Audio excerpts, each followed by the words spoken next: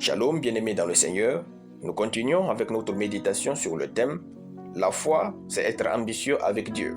Deuxième partie. Nous tirons notre texte cette fois-ci dans Nombre chapitre 14, le verset 8, qui nous dit ceci. « Si l'Éternel nous est favorable, il nous mènera dans ce pays et nous le donnera. C'est un pays où coule le lait et le miel. » Gloire à Dieu. Dans notre verset, Moïse a envoyé 40 espions pour explorer le pays de Canaan que l'Éternel leur a livré. À leur retour, 38 de ces espions découragèrent le peuple en parlant du fait que s'ils partaient, ils mourront tous sans prendre possession physique de leur possession divine. Parmi ces espions, seuls Josué et Caleb firent un rapport positif avec des perspectives positives. Josué leur dit « Si l'Éternel nous est favorable, il nous mènera dans ce pays et nous le donnera. C'est un pays où coule le lait et le miel. » Ne soyez jamais comme ces 38 espions. Le manque d'ambition vous prive de ce que Dieu a déjà livré entre vos mains. Mais Caleb et Josué étaient plus ambitieux. La foi, c'est parfois croire et parfois espérer. Quand Josué parlait au peuple, il a dit « si », c'est-à-dire qu'il n'était pas lui-même sûr à 100% que cela allait marcher, mais il avait espéré en Dieu. Quand votre conviction est à 100%, on parle de croire. Sinon, on parle d'espérer.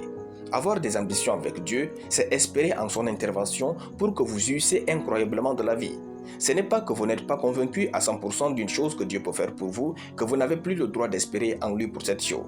Vous y avez le droit, et ça s'appelle d'avoir des ambitions avec Dieu.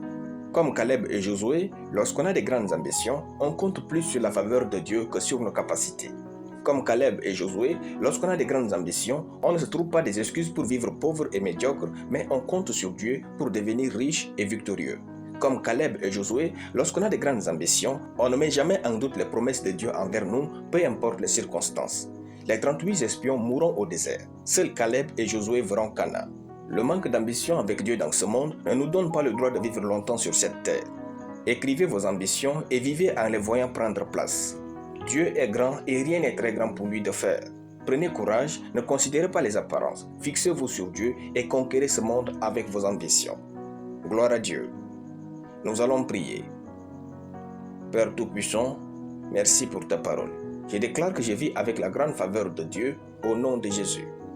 Amen.